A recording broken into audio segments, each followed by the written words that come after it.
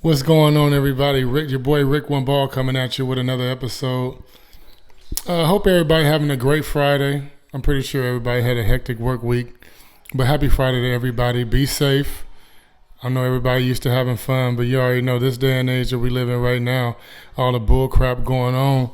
Just be safe out there. Make sure you think about what you're doing and be safe. But let's get into it. Sacramento Kings versus Los Angeles Clippers tonight. Yeah. Sacramento Kings came out first quarter looking like they belong in the same breath with the Clippers. I mean, they were penetrating to the basket. They were hitting three-pointers. They were making assists, passing the ball, looking real good out there, holding their own against Kawhi Leonard and Paul George and Marcus Morris and them boys. Yeah, and even when as they were keeping pace with them, Kawhi Leonard was still getting off, doing his thing, and that's to be expected. He's a superstar. I mean, we understand that he's going to get his. Paul George is even going to get his. We understand that. So them getting off in the first quarter, that was to be expected. And then the second quarter, it was more the same as the second. As the first. Them coming out, going stride for stride with them boys, trying to keep Kawhi Leonard in check to a certain degree. But I was seeing some things that was, getting me on edge a little bit, as far as just like Marvin Bagley exclusively guarding Kawhi Leonard. I'm not seeing that at all. I'm not seeing why he would put that matchup together like that and exclusively. Like, Marvin Bagley is like sticks. He belongs like in the post because he's just straight up and down. Kawhi Leonard's moving. He's real agile. He's obviously like a Michael Jordan, Kobe Bryant type, fade away, get his shot at any time. Marvin Bagley is just straight up and down. He needs his forearm on the back of somebody's back, guarding him that way in the post. And this is, to me, why Marvin Bagley is like, he's not really good like that.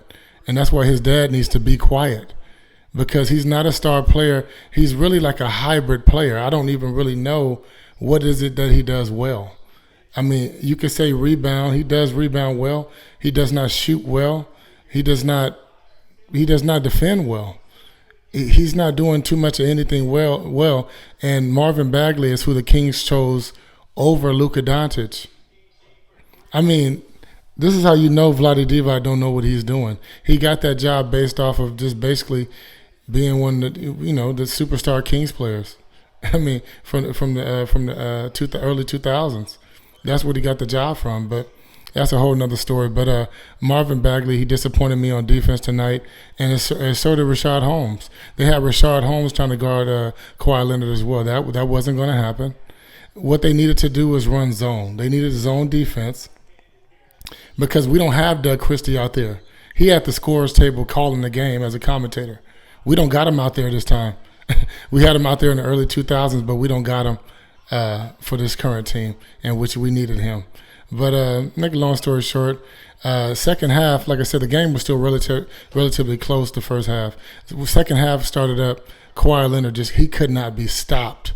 He couldn't be stopped. Not only he could not be stopped scoring the ball, he could not be stopped assisting the ball. He could not be stopped just penetrating the lane.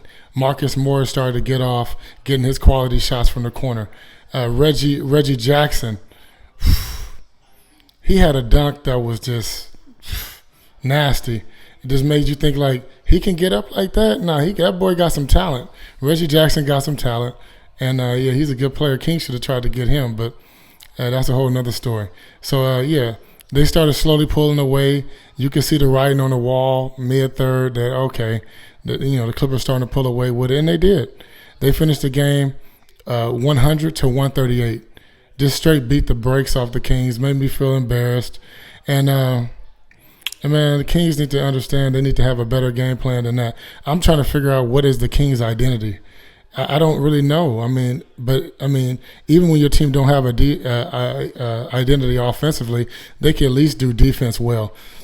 They need to be running that zone defense and collectively guarding that basketball. But yeah, enough of the Kings tonight. They got their butt kicked. It is what it is. Let's go around the league. We got the Bucks versus the Dallas Mavericks. The Bucks, it's the same old story with them every year. Like, I feel like They conquer the regular season. They do real well regular season. They tear people up. They can damn near go 71 wins, 1 loss. You know what I mean? No, I'm sorry, 71 wins, 12 losses. They could do that. I mean, 11 losses. They could do that. They could easily do that. But the thing about it is, Giannis Antetokounmpo, what he does, I'm not sure if he's stretch Armstrong or go gadget arm. He can Euro step, get to that basket, lay that thing up so easy, dunk on everybody's head so easy, and he make it look so easy. And then in the playoffs, the opposing team make it look so easy with guarding him. They shut down the lane. They say, you're not coming in here, and they get him out in the first round. They get him out in the first round. That's your MVP of last year. They get him out in the first round. It's embarrassing. They should have never gave that man an MVP. For them to stop him like that in the playoffs, that easy. All they do is shut the lane off, cut the faucet off. And he can't do anything. But right now, he's having fun out there. You know, the world is his oyster right now. Regular season, he just does his thing. But, yeah, I mean, I wasn't overly excited tonight when it comes down to them because I expected them to win. Now, the Mavericks actually made it into a game closer than what it should be. And at the end, Middleton, actually for the Bucks, Middleton, number 22, he actually ended up hitting 2 clutch threes. That was nice because last year, you know, in the playoffs, he showed a little bit of clutch gene that he got a little bit. But yeah, he had a couple of clutch threes to kind of, you know, put the game out of reach from the Mavericks. He did well. So, I mean, I wasn't wild tonight. Bucks won that game. Another game that happened was Chicago Bulls versus the Oklahoma City Thunder. I mean, the Oklahoma City Thunder, boy, the way they fought, clawed, teeth, and nail to come back in that game. The Chicago Bulls should be ashamed of themselves for letting the Oklahoma City Thunder come back like that. They had no business being in that game. Man, listen, I'll tell you who fault it wasn't. It wasn't Zach LaVine's fault. I'll tell you that right now. It was not. First of all, is he a 3-point shooter? He didn't make himself into a 3-point shooter. Clearly, he used to just be a slasher, dasher, dunker, you know, dunk contest type, Vince Carter type, even Sean Marion, the Matrix type player. This dude didn't make himself into a bona fide 3-point shooter. So much respect to Zach LaVine, and he was shooting his tail off consistently. Each time they was getting the game close, they'd go to him for a bucket and he would deliver. So it wasn't Zach LaVine's fault. Nah, I can't let y'all blame it on him. He did what he needed to do. But the team, they have no defense. They have no defense whatsoever. I mean, you could just start seeing the avalanche start to happen, and they couldn't do nothing to stop it. Reggie White dropped some good quality buckets in there. He was real deceptive with his. I mean, like, he don't look like he's supposed to be making shots or even experiencing any type of success in the NBA. But he is. You know, he got a low 3-point percentage, but he be hitting. So much respect to Reggie. I mean, to Kobe White. But yeah, I mean, he didn't have what it takes. They didn't have what it takes. The Thunder started coming back at him. Alexander started getting to the bucket. I mean, Lou Dort was doing his thing, hitting threes and dunking. I mean, it was a big collective effort.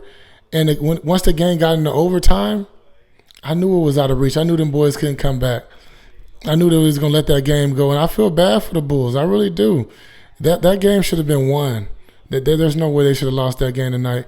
But, yeah, that's the 3 games that I looked at tonight. I mean, like I said, Sacramento Kings got beat handily tonight. Yeah, I'm just irritated with them tonight. But I hope everybody have a great night.